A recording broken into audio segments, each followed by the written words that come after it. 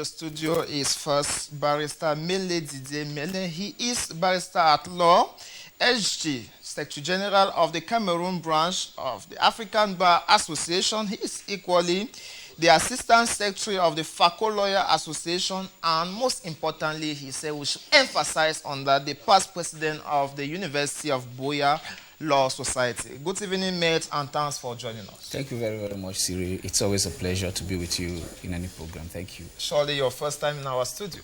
Yes, this is my first time at Chillen Music Studio, and I'm happy to be here. I've always been with you at High TV over a couple of programs, and it's always a pleasure. In our recent development, we changed the music to media, so now it's Chillen Media Group. That's good to know. You are not alone. Equally in the studio is Mr. Eswa Kisito M, a political analyst. Good evening, sir, and thanks for joining us. Good evening, Cyril, and a wonderful good evening to my friend and brother, Barrister Mele Mele. Remember, I hold him at very high esteem because he's not just a member of the panel today, he doubles as my lawyer. So if I have any difficulties, I rush to him. And good evening to the viewers, especially to my lovely wife who is following me at home. Interesting enough.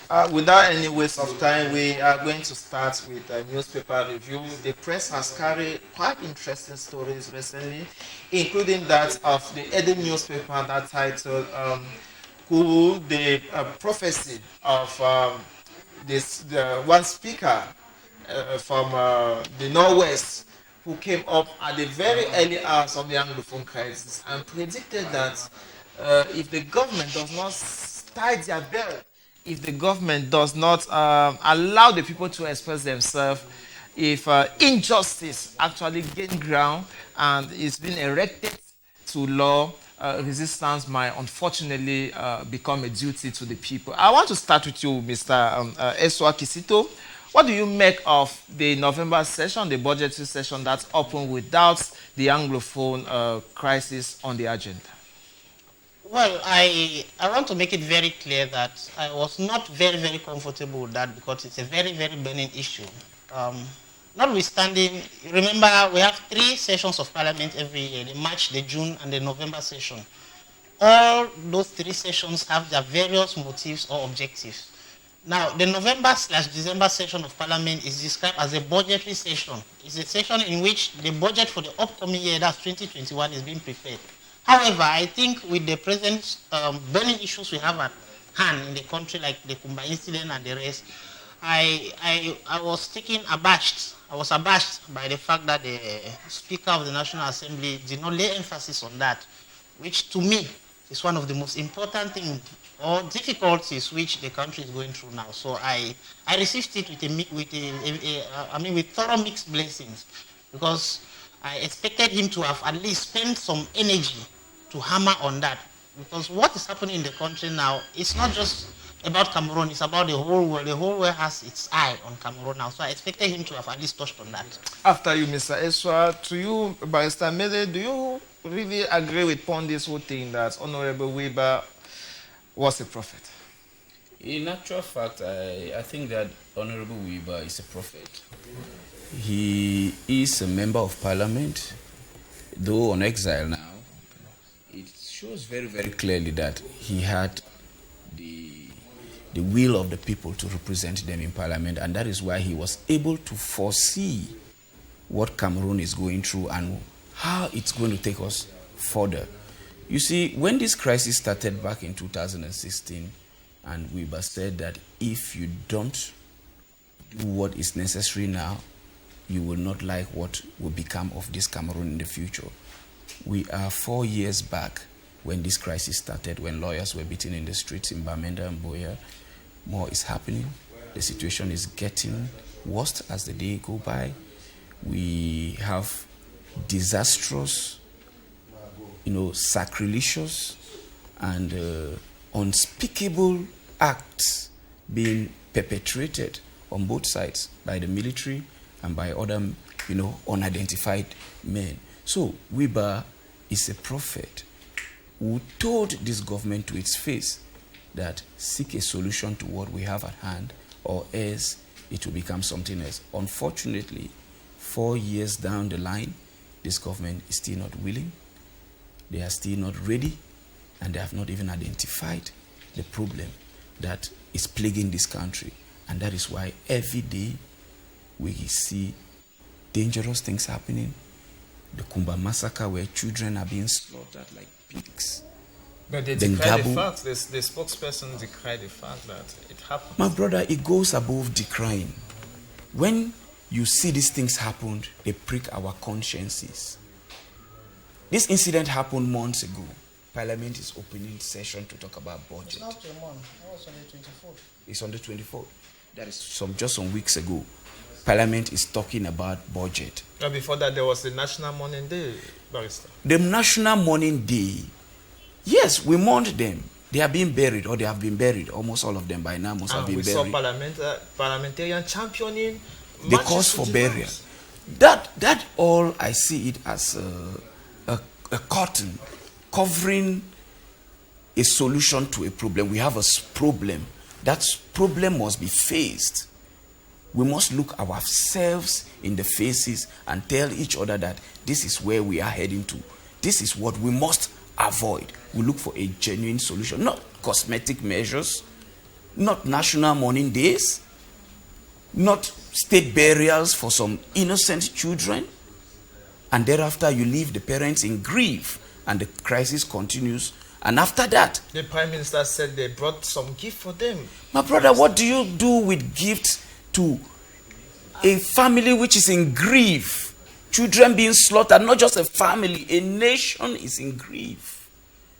What do those gifts do? Are those the gifts that are going to solve this crisis?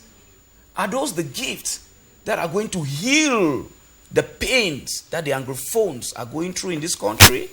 Are those the wounds? Are those the gifts that are going to heal the Ngabo incident? All of this, I believe, would only be solved if people take Wirba seriously and tell us that we have made mistakes. We have to look for a genuine solution to this problem so that resistance should stop. After you met, Mr. Esra, I saw you agitating, but let me pose this question before you. The Median also came out powerfully with Honorable Jose Osha, the first vice president of the SDF party, to say that the parliament is not serious and he thinks they could do better. What is the spirit of the argument that Honorable Joshua is trying to put forward? I want to say that without fear or favor, that the opposition party in Cameroon on whom we could rely have not helped us. Okay. Without mentioning any name, I feel that the CPDM or the ruling party has been in power since 1982. You are right. If these opposition parties were serious and have Cameroonians at heart, yes, I think they would have formed a solid coalition to outseat the CPDM from power. But now, SDF has struggled that over the years with parliamentary groups. No, parliamentary groups are not enough, sir. Please, we have more than enough political opposition parties in this country. Now, one of the formidable opposition parties we have in Cameroon now is the MROC. Okay. Now, I expected a situation in the last October 7 presidential elections of 2018. Oh, we are talking about Honorable Joshua. No, I'm going down to that. Okay. Where if they could have formed a coalition to remove or take away CPDM from power, the long-preached change, which they are talking of, would have been in place. But now, it shows that they themselves, I'm talking about the opposition party here, just like the ruling party, you know, politics, they've instantly defined politics as the authoritative allocation of values in the society. Okay. Apart, through there in Bamenda, I once said politics is in Jange, you scratch my back, I scratch your back. So what I'm saying here in essence is the fact that most of the politicians and political parties we have out there, without fear of intimidation, are there for themselves. They don't have Cameroonians at heart. So Joshua is in the parliament for himself. He's not representing the people of Wuri. You are simply repeating what I just said a while ago, that most of them are doing the politics for their families. They don't have Cameroonians at heart because I do not see any reason. So it is the CPDM who has Cameroon. I said most of the politicians. Of the opposition. 90%, both the opposition and the ruling party. Because if I look at the trend of the crisis, what we have today as the crisis in the northwest and southwest regions of Cameroon, I see a lot of bad faith. Okay. That's why we are where we are today. A lot of bad faith on the both camps, both the government and the separatists. Please, I don't want to call them the popular name. I prefer to call them the separatist fighters. Because Barrister Mele just mentioned a while ago that the government took gifts, the government sent convoy or envoys to Kumba massacre, they gave them state burial, which were not enough. Agreed. But at the same time, what else do you expect the government to do? Yes, I ask that. It's a rhetorical question. Now, dialogue and ceasefire. Dialogue and ceasefire. Please, this ceasefire we are talking about here should be on the side of the both parties. Now, whosoever orchestrated or carried out the incident in Kumba, which party ever carried out that incident, please, we condemn that in the hardest of terms. That should because be the parliament, and Honorable Joshua also states that the parliament is not serious. I'm saying so because education, no matter the crisis we find ourselves in, please, there are fundamental human rights which are not to be tampered with. Right. One of such is education. If my memory has not failed me, Cameroon is a signatory to the Universal Declaration of Human Rights, signed on the 10th of June 1948. And in that Declaration of Human Rights, in its Article 26 of 1, says that, and I quote, education is a fundamental human right. And Mr. Eswa, we are going to move forward to the Guardian newspaper that equally titled about Richard Bett, I think the British High Commission, no, not the Britain, the Canadian High Commission, who was even in Boya recently, to talk about what he thinks about secession. He thinks it's a myth. It's a myth, yeah. But equally think that the Anglophone have a genuine cause. They want to have more access, more managerial position and voice on their resources. On an individual note, sir, with utmost respect, I think that we should be frank to ourselves when we are talking or when we approach issues. Okay. For the issue of separation, I'm sorry if I'm hurting anybody. Please, it's almost an impossibility. But there are possibilities. Yes, it's almost an impossibility because when this crisis, remember when this crisis started in 2016 by the lawyers and the teachers? I can vividly remember on the 13th of August, that was when the lawyers started theirs. We teachers started our own on Monday, 21st of November. I was in a classroom in Tico teaching that fateful day. Now, whether I like it or not, our leader then, Tassan Wilfred, took us to Bamenda for dialogue with the government, with the ad hoc committee, with genuine complaints and worries, even that of the lawyers. But along the line, something happened. It has been hijacked because whether we like it or not, the teachers and the lawyers have no control in this issue again. Now it's more of something political. Let me concentrate on my area. By then I was still a teacher. Of course, once a teacher, always a teacher. I'm still a teacher. If you go to the bylaws of CATU, which is the strongest teaching organ in Cameroon, in its Article 8, paragraph 2, it states clearly that CATU is an apolitical organization. Please, I was in Bamenda when the ad hoc committee met there, but some of those things are not to be discussed on air. What I'm saying is that there's been a lot of bad faith, which has led us where we are today. Sorry, because of the military solution. I'll be back to you, Mr. Eswa. Barrister, before you get answering Mr. Eswa, I also wanted to comment on the Legidion newspaper that talk about the children rights, that the commissioner is in charge of it in Cameroon is not actually working up to date. So, while answering Mr. Eswa, please also do comment on that. Okay. The first thing is that Mr. Kizito mentioned here that Cameroon is a signatory to the Universal Declaration of Human Rights. Yes, that's correct.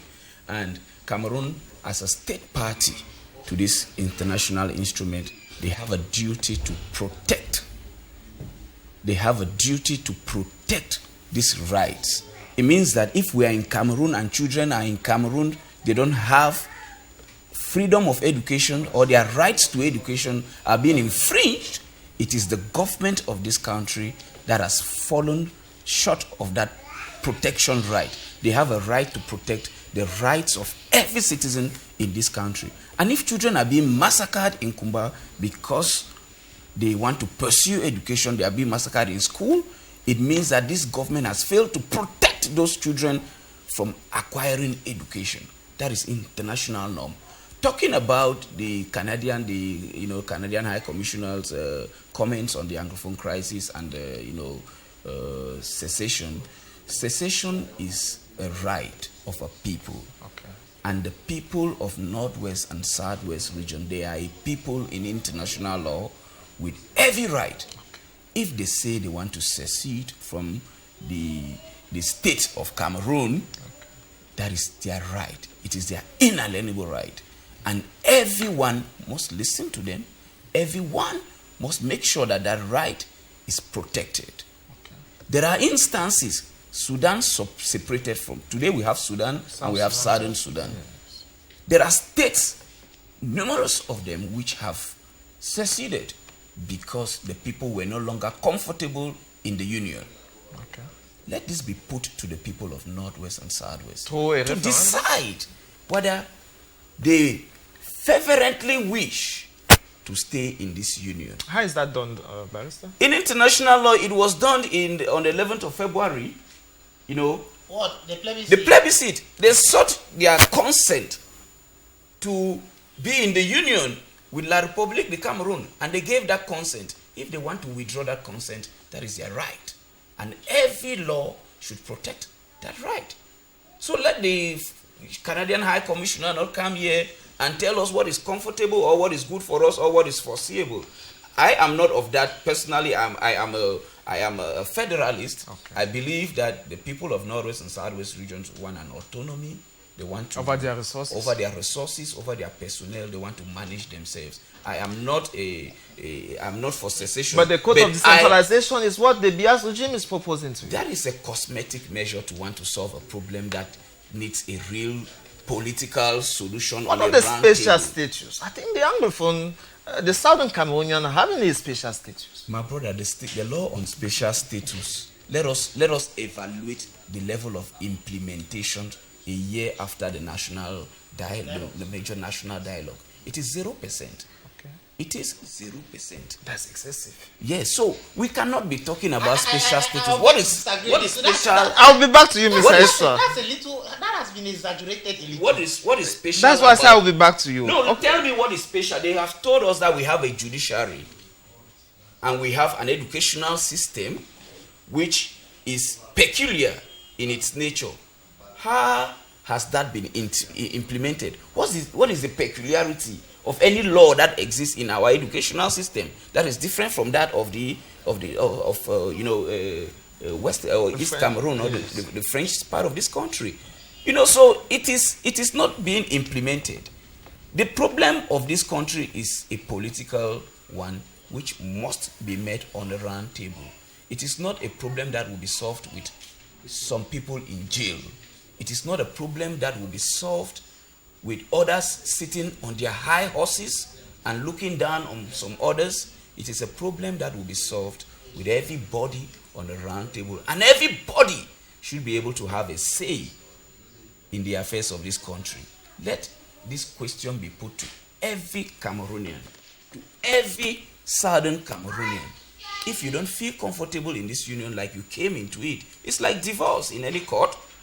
You should be able to tell us so that if you don't feel comfortable, especially if the reasons why you are no longer comfortable, if the reasons are not being solved, it means that the essence of being in that union, it's no longer there. It's defeated. It's defeated. So to be in that union, those problems must be solved. And if the people of Northwest and Southwest regions are still saying that they still have problems, it means that if those problems are not solved, we will continue to be where we are. Can we move to my second question about the Children Convention? Yes. Normally, there exist numerous international covenants that have to do with the protection of the rights of children. The rights of children. There are many of them, and Cameroon is a signatory to most of these conventions. So what explains the growing rate of street children and